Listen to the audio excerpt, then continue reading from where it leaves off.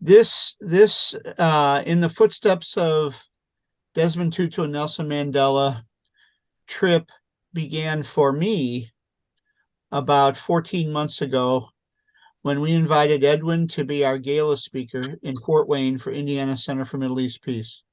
We flew him here from Cape Town. I had met Edwin in Colorado at Estes Park about a decade ago or more at a Kairos USA gathering. And so Edwin's a close friend of Mark Braverman, and Mark invited him to Colorado for the South Africa perspective on apartheid and the anti-apartheid movement there.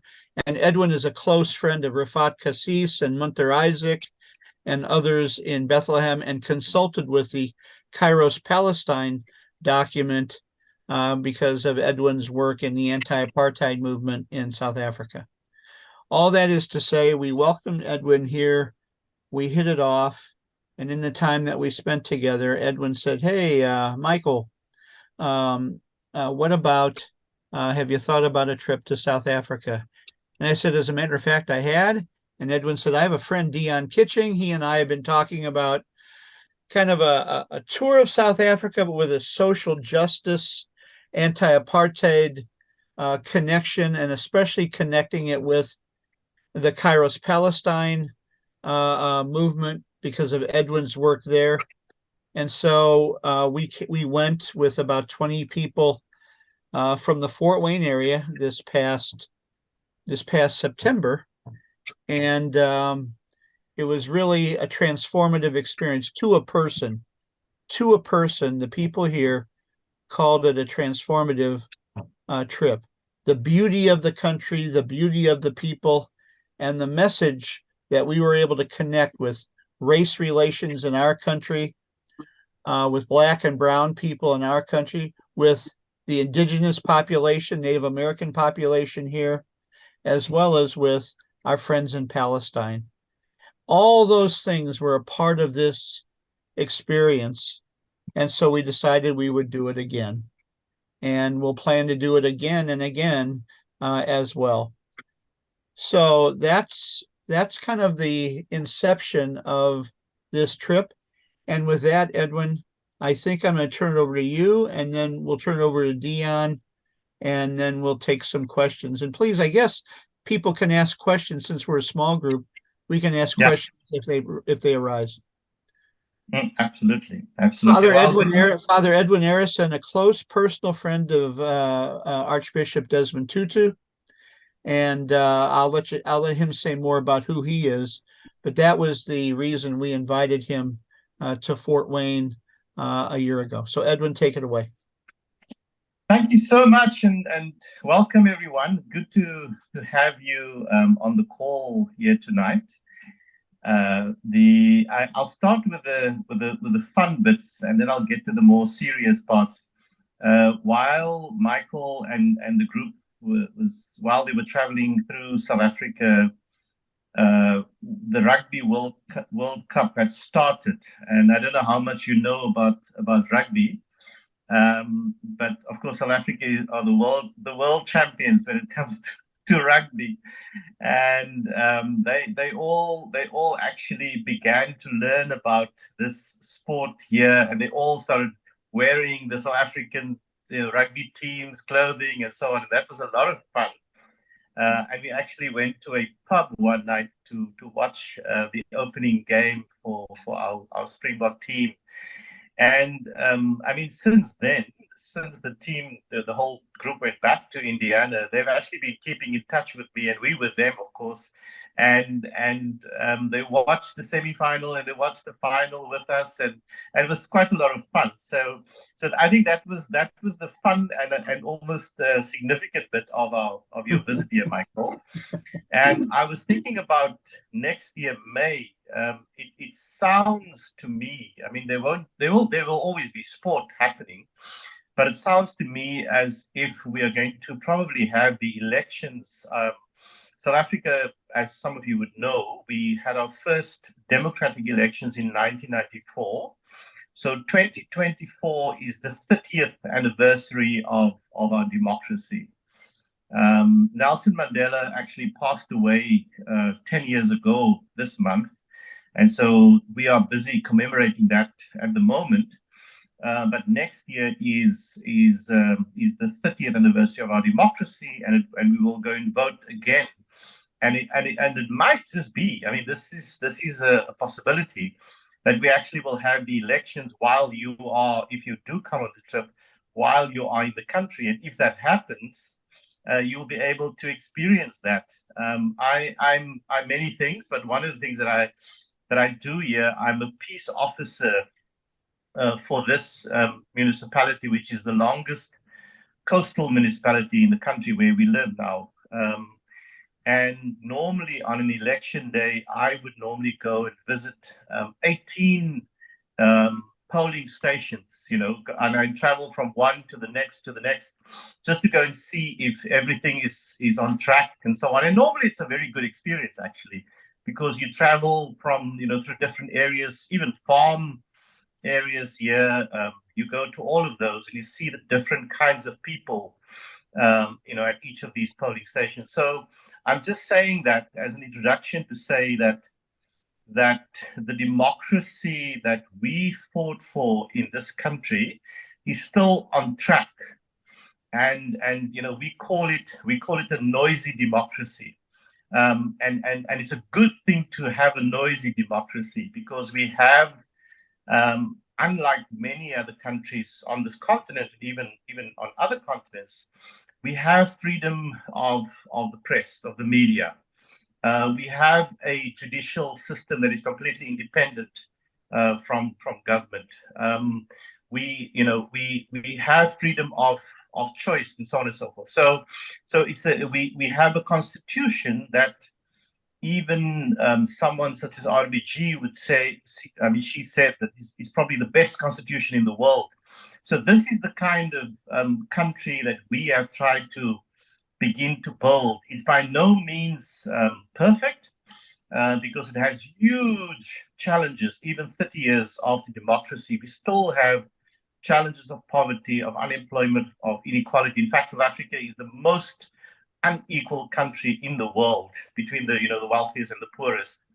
And so that remains a huge challenge. But nevertheless, we a good foundation was laid for us to be able to build this democracy, and we were privileged to have leaders such as Desmond Tutu and Nelson Mandela to actually shepherd this country into existence in the first place. Mandela being the political statesman, global statesman, and Tutu being the kind of moral voice and moral conscience of the society. Desmond Tutu, of course, for me, I know Tutu from the mid-'80s, so I worked with him from then already. He became my archbishop. He was the one who selected me to become a priest. He was the one who ordained me in 1992. So last year, December, I celebrated my 30th anniversary as an ordained Anglican priest or Episcopal priest in this country. And so, I was there when he was in the last few years of his life. He was actually living very close to us. It was COVID. We had to look after him. He was close to 90, together with Mama Leia, his wife. And only 100 of us were allowed to be at his funeral. I was one of them who were able to be at his funeral service. And so I have a very close relationship. I had a very close relationship with him, and I'm able to share some of that. And of course, that's what I do. And when this group came here, I could share as many stories as possible of him and just the lessons that we learned from him. Mandela, I met Mandela 3 times myself. I'll tell you at another time about the reasons why we met, but I cannot say that I was very close to him, but we met at different times during his presidency. And he was, of course, the father of our nation. and was a particular example to presidents on the continent of Africa, because he decided he was only going to do one term as president, and he wouldn't stand for a second term. Many on the continent, they are presidents for life, presidents for 50 years and all of that. And he wanted to give a different example of what democracy is about and what it means to be a servant leader and so on. And so that we were fortunate really to have the two of them to lay the foundation for this society. And of course, the society consists of many different kinds of people. On the one hand, you do have the people who came to colonize this country. And so that is what I would, express. I will share with you the fact that there was the Dutch and the British who came to colonize this country, who developed systems to oppress people of color in this country. And then, of course, we fought back. We, like the Palestinians are doing today, we were quite certain that freedom is our birthright. And therefore, we fought for that. And we were able to, as a generation, we were able to overcome the system here and begin to build. And so in a way, we are very fortunate to be able to do both, to on the one hand, get rid of the system, and on the other hand, start building a new society. So we were actually, in that sense, we were actually quite privileged. And yes, I'm very happy to share all of that, with people whom I meet. I've been doing hosting of people for many years now. People come from different parts of the world. They come to Cape Town. I was fortunate to be involved in a Maid's exhibition on Tutu's life here in the city of Cape Town. And so when people come, we take them to that, and I'm able to show them some detail which they would otherwise, in a way, not really know about or hear about. So that is, I think, I'll stop there now, but that is what I offer. Dion and I make a point of saying we will spend all the time while people are here. We will make sure that they're accompanied, and Michael Spat will tell you this, that we spend time with people. We are with them on the trip. We journey with them. We share our stories and our life with them, so that by the time you leave, you're not simply a tourist who came here, but you actually become a friend. So that's what we look forward to. Thanks, Michael. Yeah, Edwin, and you should know that your passion for the Springboks is only matched by Kathy King's passion for the Michigan Wolverines. Oh, wow. Who are presently ranked #1 in the standings. So I just wanted you to know that you have two passionate fans here, different sports, but anyway, you can share that passion. Thanks. Michael, sorry, I did not say that my daughter is a rugby commentator, and so we're a sport family, and she is, she commentates mainly women's rugby, but she's also begun to do university cup rugby and so on. So there's a lot happening on that front with us. So good to hear about your passion. And why don't we just let Dion talk, and then we can kind of just share in general any questions that you all might have. Sure. How does that sound? Dion, take it away. Thank you very much for the opportunity, and good evening or good afternoon. It's good to be with you guys and good to see you. As Michael said, I'm very excited to be part of this venture in the footsteps of Mandela and Tutu. And we had a very, very exciting experience with your group coming in September. We had really fun times, and we had built friendships, and there's still a WhatsApp group going on, and there's a lot of things.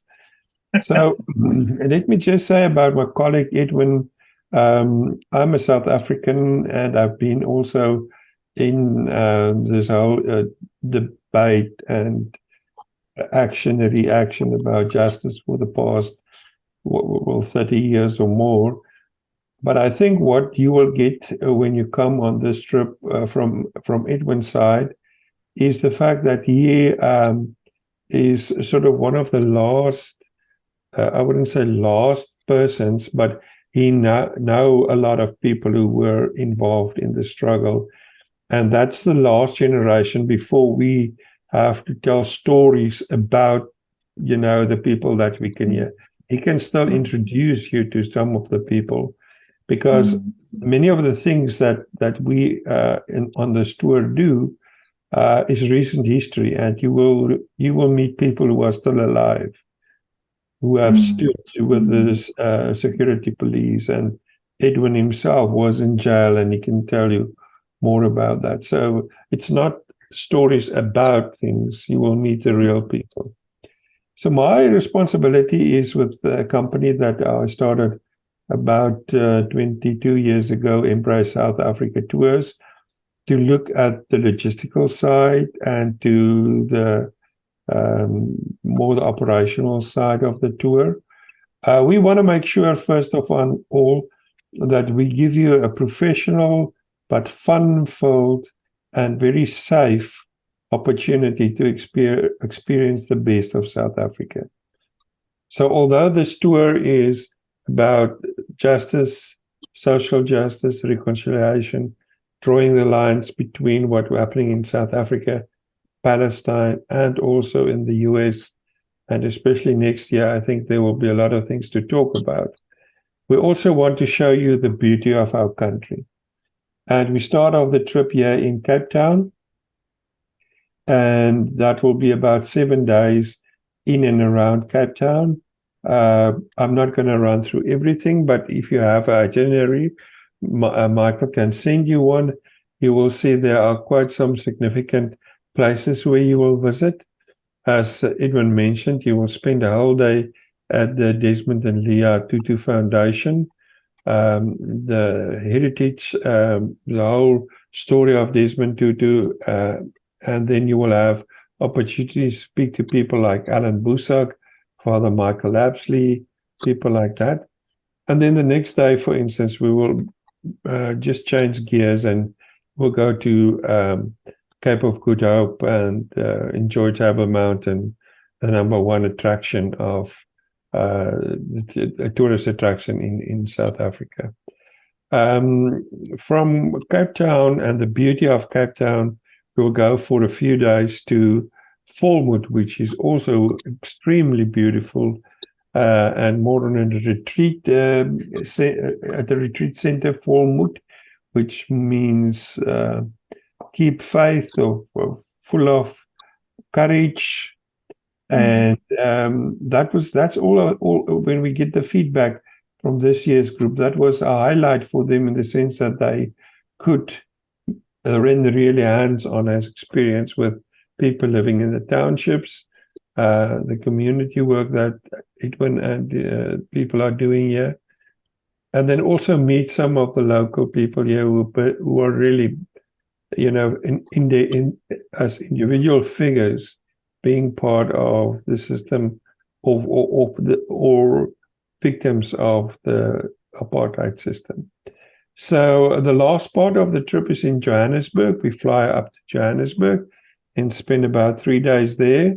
We will have half a day of a tour with Queen Malifani in Soweto, which is a highlight because you can see where Nelson Mandela lived and Desmond Tutu, and basically the two Nobel laureates lived not far from each other during the 60s in Soweto.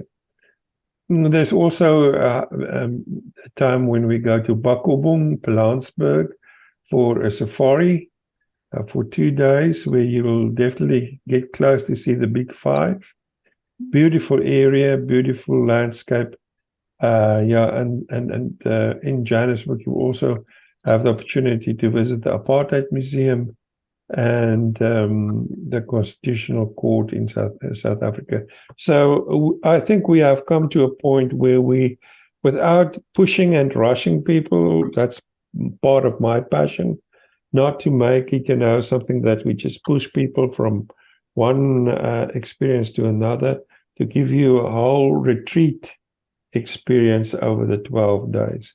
So this is in short about the itinerary, and Edwin says I will be traveling with him and Michael with the group. So we have chats on the bus, and you're more than welcome to interact with us during the whole time. I think there's a benefit of what you'll not get on another tour is to get 2 tour leaders with you on the tour. I have to step away for a minute. I'll be back. Thanks, Beth. Yep. So, could you say a word about some of the things that we'll see also, Dion, in Cape Town? The safari, of course, was just a highlight. What a nice way to wrap up the tour at Bakabung. You mentioned Soweto, which is important. I'd like for maybe Edwin to say a word about John de Gruchy, who we'll meet, God willing. But then also, in addition to the Tutu Foundation, which is an amazing museum, and we'll meet Michael Lapsley and Alan Busak there, say a word about maybe the Long March to Freedom, Robben Island, and then Edwin, maybe you can say a word about the Fulmwood Youth Drummers, who you'll be bringing to Spain and from the Swahili Township when we're in the Hermanos area. Okay, so I'll speak about the about John de Gruchy and about the Fulmwood Youth Program, and Dion can share about the Long March to Freedom and so on. Professor John de Gruchy, he turns 85 actually in March. He is a very highly regarded global scholar, particularly focusing on the theology of Dietrich Bonhoeffer. Some of you may know Bonhoeffer, a German theologian who died at the hands of the Nazis at the age of 39. And John is probably the South African who is most well known for teaching Bonhoeffer's theology. John, of course, he's multi-talented. I mean, in his theology, he writes about Bonhoeffer, but then he also writes about art and music and grief. And he lost his son, who was actually a theologian as well. So he's a wonderful thinker to meet. You can think Hauerwas, think these kind of thinkers. That's John de Gruchy, and we'll spend time with him and just hear from him. There's actually also a Anglican Benedictine monks who live at Fulmwood, and so you'll also be able to meet them and spend some time with them. And then, of course, the highlight will be meeting with the young people. We have a youth program at Fulmwood. They come to Fulmwood. They live in the poorest conditions in the township here, called Zwelithle and Mount Pleasant. They will be accompanying you on some of your visits, particularly the visit in the township, walking with you through the streets of these townships, sharing their life with you, and then also sharing with you about what they do. Besides being on a youth program where they learn about all kinds of leadership techniques and so on, they also make drums. They make the African drum, a very unique design, and then they also actually do drumming and drum circles and so on, and you'll be able to join in that with them. So you will enjoy meeting them and actually interacting with them. We try to make sure that you spend enough time so you actually get to talk to them individually as you walk through the streets. I don't think in May, we will have to check. I don't know whether the whales, this is the southern right Wales sort of area where the whales come here. They normally come from about May, June through to October, November. Hopefully by the time you come here, there will be some whales here and we'll be able to, see them. But you'll be able to also spend time with the young people doing either land-based or boat-based whale watching. They make drums out of old pallets, the wood of old pallets, and the drumming is just so inspirational and moving in the township. And we're working on Edwin bringing 12 of the youth drummers to the U.S. in November of next year. And they'll be, there's one of them right there. So I'm just showing you one of the drums. I mean, it's a work of art, actually. This is the smallest one. We make bigger drums as well. And you can see the painting of the flag at the bottom as well, with goat skin on top. So this is the drum that we make. That's made out of wood pallet? Yeah, wood pallets. Yeah. And I've got to tell you, our group we- was so moved. Our group was so moved by our time with them that we ordered a dozen or so drums that we're waiting to have shipped to us right after the first of the year. So anyway, they'll be here in Fort Wayne and they'll be in Indianapolis and in environs. We hope that you'll get a chance, maybe Kathy, to meet some of them and Edwin next November. Dion, you want to talk about the Long March to Freedom and Robben Island and anything else in and around Cape Town? Yeah, the significance maybe the waterfront too, if you wouldn't mind. Yeah, let's start with the waterfront. The hotel is situated very close to the waterfront. Now, when we talk waterfront, doesn't mean it's on where the sea breaks, it's called the waterfront because they have developed it like what you have at the wharf in San Francisco. And the question always is, why do you bring Americans to the waterfront? But you're about 5 minutes walk from the waterfront, and that is the main tourist attraction in Cape Town, but not in the sense of just shops, but there's a lot of truly indigenous African and South African things happening there: music, dancing, places to eat out. Just the beauty and the experience of the sea and the people is so vibrant there, the waterfront. And the hotel where you will be staying in Cape Town is 5 minutes walk from the waterfront. So that's also, I think, a good experience for people to see South Africa as it is progressed up to today, and also people coming then from other countries. You will be visiting Robben Island, which is like your Alcatraz. And through all the years, it has been an island where they lock up political prisoners, or they send people with leprosy, or everybody that they want to cast out of society, they will send to Robben Island. During the years of Nelson Mandela, he was in prison there. Actually, Robert Sobukwe went there first, and then later on Nelson Mandela, and many of the leaders of the ANC were in the jail there at Robben Island. So there's a trip with a boat to Robben Island, about a 40-minute trip, and then they do a sightseeing tour of the island, and then a political prisoner will take you to the prison, which is quite touching. In the end, you will stand maybe in the cell of Nelson Mandela.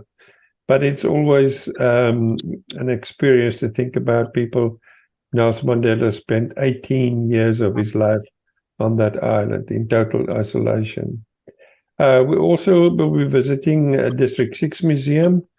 That has a lot of resemblance with what's happening in Palestine through the years.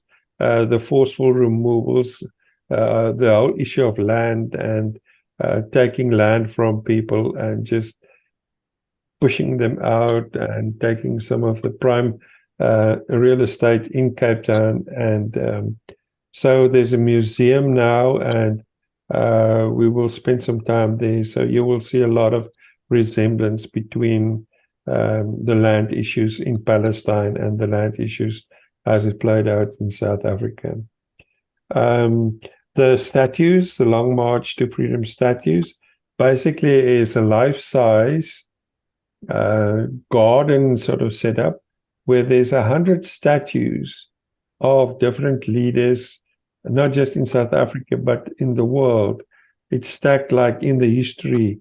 You go from the front to the back, or actually you start at the back, and then through the history, you actually walk and you see all the different. So what I find with groups is that in a nutshell, by spending 2 hours there, you get really, how shall I put it, a very realistic experience. Edwin can elaborate on that one about, what did we go through as a country, not just over the past years of apartheid, but in the colonial years before that.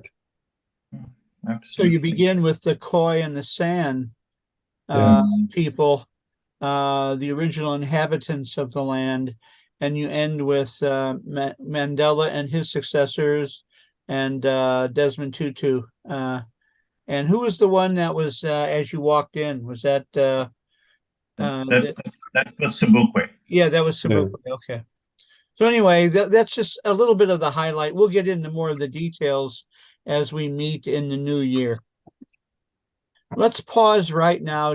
I know that we want to get into the nitty gritty. How safe is it? Do we need vaccinations, money, electricity, electric converter, all those kinds of things. But do you have any questions just about what we've said so far? Any of you who are on the call? Are we going to meet Trevor Noah? Would that entice you to come? Would that entice you to come, Beth? I wish we could. But he would probably not take precedence over our grandson. So Queen Malafani talked about Trevor Noah when we were in Soweto. Well, you drive through Soweto and the place where he grew up, so you can see where he grew up and where his grandmother is still living, but you won't see him. But someone has joined. Yeah, George Riesener, who's been with me to Palestine, and he's a parishioner of Kathy's. Wow. In Tecumseh, Michigan. Hey, George, good to see you. Hey, Michael. Good. Got out of my doctor's appointment finally, so I could join you. It's good to get you here. So you're on with Edwin and Dion and a couple of other folks. Your pastor. So and then Beth Myers is on too. So any questions from you, Beth or Kathy, about what we've discussed so far before we get into the nitty gritty?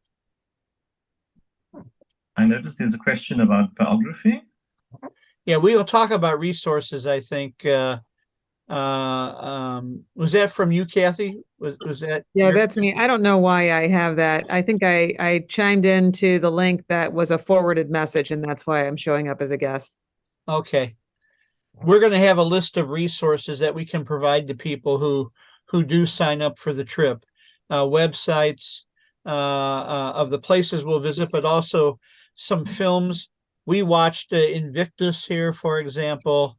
We had a whole group meeting and just watched Invictus, and there are other films too that we can watch. So, and books to read. And Dion, do you want to get into some of the practical concerns? And I know you're going to send this out too at some point in a written format. But why don't you take it away from here, Dion? Okay, so I have started putting together a travel guide to South Africa, a sort of mini pocket guide, and that will also cover what you asked, Kathy, about the recommendations for books and videos to read. So I'm not going to go into that. There's just so many, but I have picked up through the years and what you have recommended and the previous group have recommended. So we'll come back to that one in the sense that I will send it to you, and Michael can also add some of his, and Edwin. But let's start with the basic. I'm going to just highlight 4 or 5 things tonight. Passport and visas, that's my first point. You need a valid passport to get into South Africa. US citizens does not need a visa to enter South Africa. If you are a US passport holder, and I'm not talking green cards or anything, if you are a US passport holder visiting the Republic of South Africa for 90 days or less for tourism and business purpose, you do not need a visa. Another thing that I want to point out is that your passport must be valid in your country of origin 6 months after the date of your arrival back in the country. Now, that is important that you make sure before you start thinking about the trip that your passport is valid and that you have to renew it if it's renewable. And then it's good to have a photo ID with you for identification purposes. I recommend that people do not walk around with their passports, but if you have a driver's license or any way of a photo ID, that's only basically 1 or 2 places where we will need that. Another important thing for you to remember is that you don't need yellow fever shots or vaccinations, and you do not need malaria shots or vaccinations. We are not going in a malaria area, and we're not going in an area where there's yellow fever. What I, however, recommend is that you go to your doctor and say, look, I'm going on an overseas trip. You know my body. What do you think should do I need? Do I need a little bit of a vitamin C or a booster? Can you give me something for this or that? But you don't need any vaccinations to come to South Africa. Any questions about the vaccination? Because I know it's always been a question with travelers.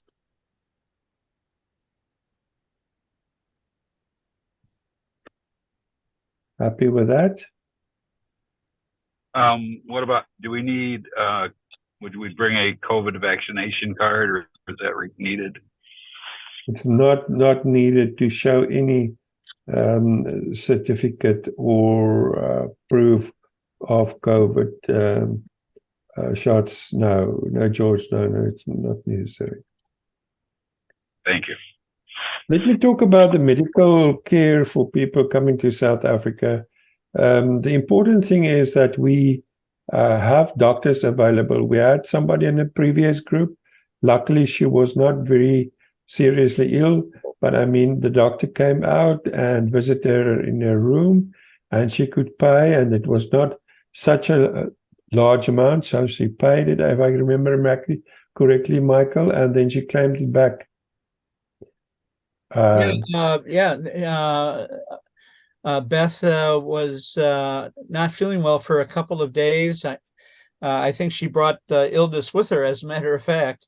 But Dion, you intervened at the hospital, and we were able to get a woman physician to visit Beth in her room. And I think the charge was $50 or something like that. And she prescribed her some medication, and it was a godsend. And so it's really nice that Dion and Edwin are with us 24/7. They stay at the hotels with us. I mean, they do travel with us the entire time. And so that way, if there's an issue, they can help us to intervene. Good. The one thing that I just want to ask you, maybe sometimes we forget it in our preparations for a trip, but if you have any chronic medication that you use or medical prescriptions, make sure that you bring your pills, your tablets, whatever you're taking in the boxes that you have it, so that you have the pamphlet that's in it with the medication. So if they have to give you the same here in South Africa, then they can see if there's a difference. Most of the time it's the same medication, but just to make sure about that. So I just want to put you at ease. I don't think you need to worry about hospitals, doctors taking care of, or need to go to a hospital. The other thing is about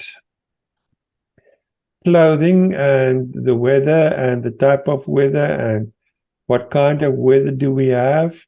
So I've did some research for Cape Town during that time of the year, which will be in May. The statistics reads that you can expect in Cape Town, remember we will be in Cape Town about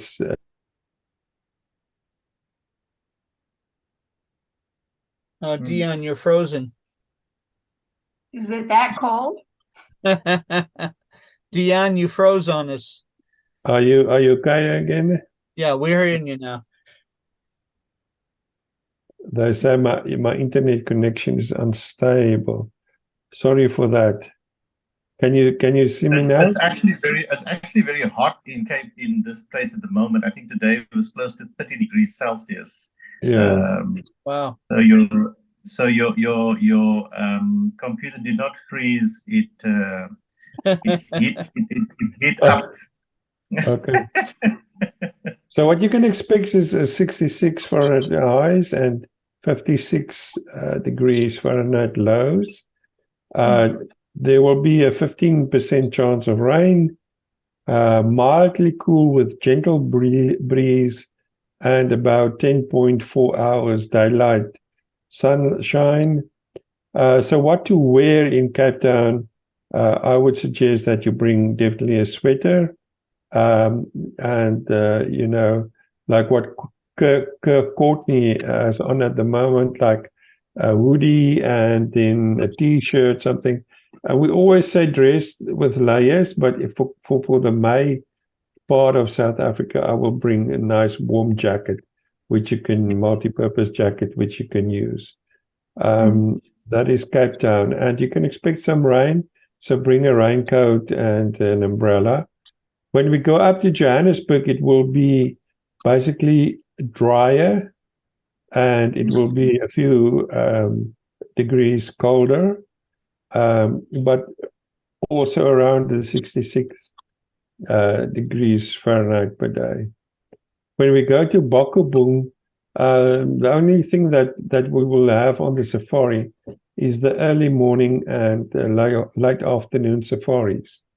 And then you have to get yourself a nice warm hat and make sure you have gloves on, make sure you have all your clothes on, and they even provide blankets for you if you getting cold. But you will need some warmer clothes to go up Table Mountain, to go on the boat to Robben Island, and when you do the catamaran, going out on the sea, and then when you do the game drives.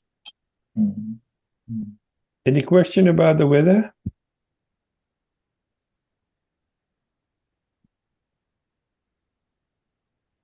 Okay, let me talk about the electricity. South Africa runs on the 230 volt, where you have the 110 volt. South Africa is between 220 and 230 volt. You have 110 volt. So there's, and I will send you a picture of this, but we use the C and M plugs. So if you just go to the internet and say, get me a C for Charlie, M for Mary converter, you will easily get it at Amazon. And what I normally advise people to do is to buy only one of the converters, plug it in, and then bring your own lead, a US lead, you understand, and you plug it in, and then you can use your own lead with all your American plugs without converting each one of them. Yeah. So the one thing that we have to mention, and I don't think it will be solved by next year, we have here in South Africa what we call load shedding. That's one thing that we will tell you more about. But what it means is certain times of the day for 2 hours, there will be no electricity. It can happen during the day or it can happen during the night. Now, most of the hotels, actually all the hotels that we will be staying in have generators. So they will kick in. What they do then when they use generators is that they don't activate all the different plug points. They only activate the one at the TV and your lights. So the only people that have difficulty with that regulation is people like myself who sleep with a CPAP machine. And the best thing to do is when you arrive, call the front desk and say, come set up my CPAP machine. And they will link you to an electric plug that's active during load shedding. But we will talk more about this later on I think that is all for now, Michael. If you have any other questions, we can talk about that. You will definitely money-wise benefit. I see that the rand is close to $1 is close to 19 rand. Yeah. So Sure. a whole McDonald's meal will cost you about $4 or something like that.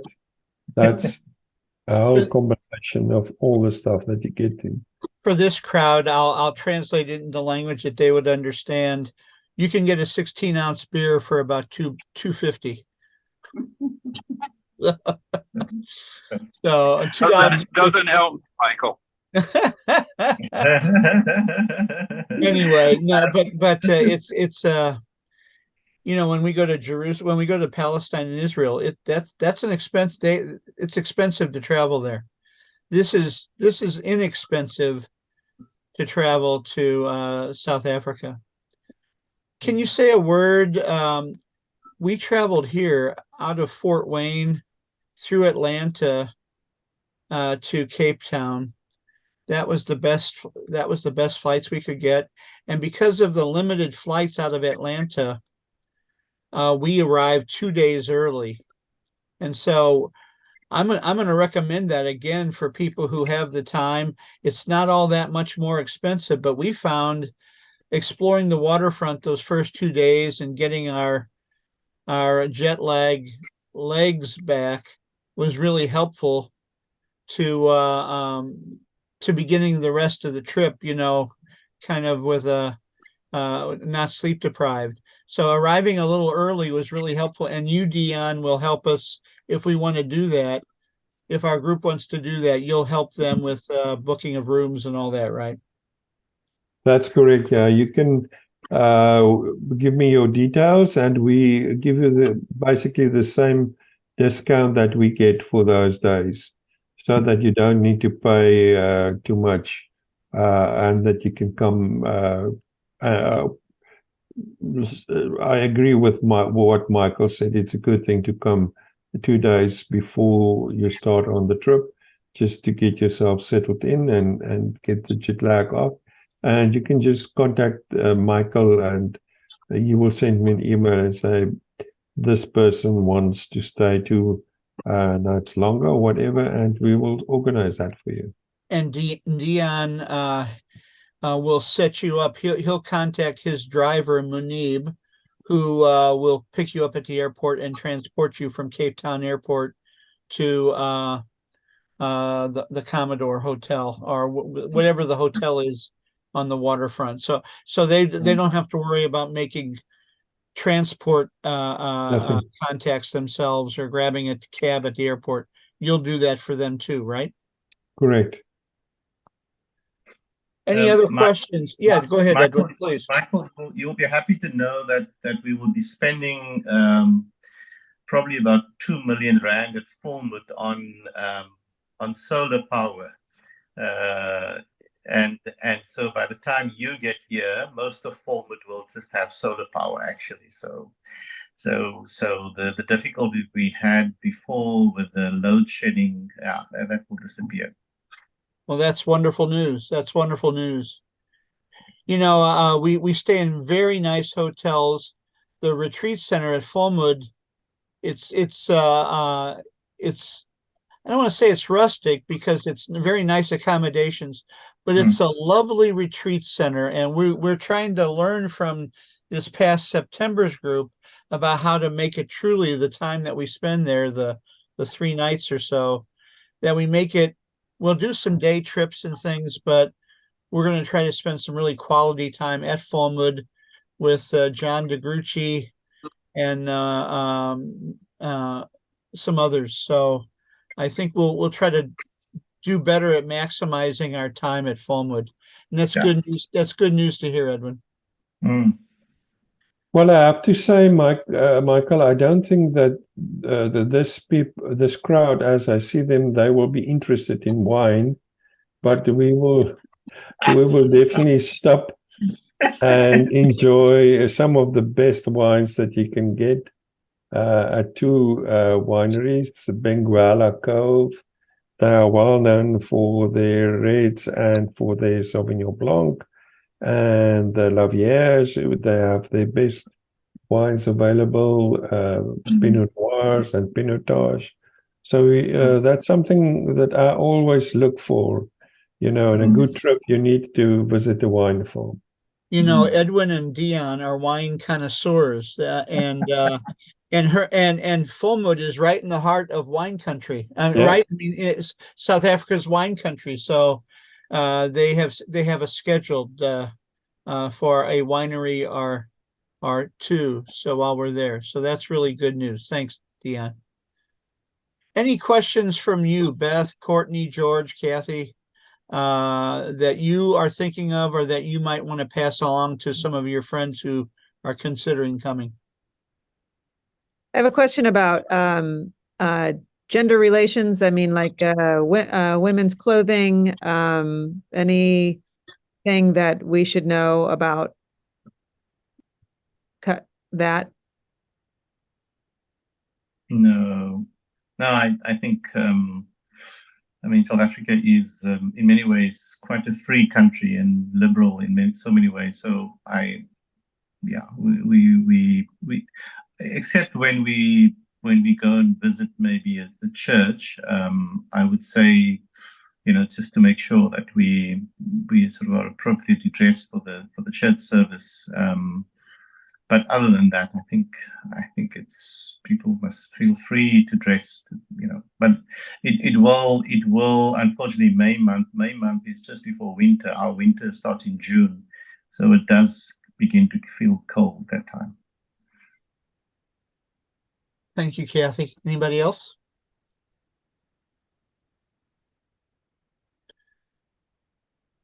By the way, Edwin and Dion, I just got a couple of emails from folks who had planned to come, who had planned to attend this meeting, who were interested in a trip but couldn't attend the meeting for one reason or another. So just so that you know that we have more than just the folks on the screen here who are interested. And I'll forward the recording on to them. Yeah, that's good. Wonderful. Well, we'll meet with them. We will probably meet another 3 times with them before they actually arrive here. Right. So that's good. Dion, do you want to talk a little bit about the payment schedule and just when we'll be expecting to maybe make the first payment, and just talk about the payment schedule a little bit for us? Yes, Michael, let me just scroll down. So the price for this group, Michael has sent it out to you, but 20% of that we want by the end of December and then another 50% by the end of February 2024, and a 30% by the end of April 2024. So 20% by the end of December, this is this year, and 50% by the end of February, and 30% by the end of April. So I can just put this in the chat if you want to see it there. I think you all received the itinerary Yeah, that I sent out with the payment schedule on the back. yeah. So and Michael, you have explained to everybody how it works, that they pay it over to you, and then you will pay the certain amount on a certain day. Yeah, that's correct. So you'll make I don't have Venmo, or I'm kind of a my kids always say, Dad, you're so 1990s. Well, I'm trying to get up to the 2000s, but anyway, so I'll accept checks, and one of the reasons I do that too is I always then record the check number, the amount, and the date, and so I have a real good record of it in my files. But then what I'll do is, after I receive the payments, then I wire the money to Dion's bank, and I'll just accept payment that way. And these folks, except for Beth, they've traveled with me, and so that's how we've done the Palestine trip as well. Yeah. Okay. Any other questions? I'm just going to say, it's not a question, but for those of us that are here in the US, we all have a location in common, because I went to Kalamazoo College, have family in Muskegon, Michigan, so we're not that far away from weren't that far away from Fort Wayne or Tecumseh. Ah, wonderful. Beth's in by Kathy and Courtney and George. Beth's in Rochester, New York. Yeah. Well, Dion, any closing words from you? Edwin, any closing words from you before we say good afternoon? I'm fine. I just want to invite people, if they have any questions or anything that they think will help them to make a good decision, please feel free to write us an email via you. I will. What I'll do is I'll forward to all of you I'll forward to all of you Edwin's and Dion's emails, and that way, and they both WhatsApp. So feel free to reach out to me. I'm happy to be an intermediary, or sort of your local US contact. Edwin, do you have any closing words or thoughts that you'd like to share? Thank you. Thank you for being on the call. And we look forward to welcoming at least some of you now. And if we don't meet you in May, we hope to meet you in November in Fort Wayne next year. Well, and I'll just close by saying, as I said earlier, the beauty of the country is only matched by the passion for freedom that we'll be experiencing every day, and the hopeful longing to be free that we experienced, not only the people there, but with the rich history of the anti-apartheid struggle. And some of what we'll learn is difficult. For example, I didn't know, but we learned at the Apartheid Museum in Johannesburg that, apartheid, the struggle from 1948, right, or whatever it was, until 1991. 1991, apartheid is ruled illegal, but there aren't elections until 1994. There was more violence and death between 1991 and 1994 than the previous 43 years. So, we who are Christian, who hold to nonviolence and all the rest, I mean, history is messy, and liberation struggles are messy, and nonviolent and armed struggle, armed struggle walk hand in hand, and it's difficult. It's difficult to watch this happening, but we're also seeing happening in real time now in Palestine and in Gaza, and so it's an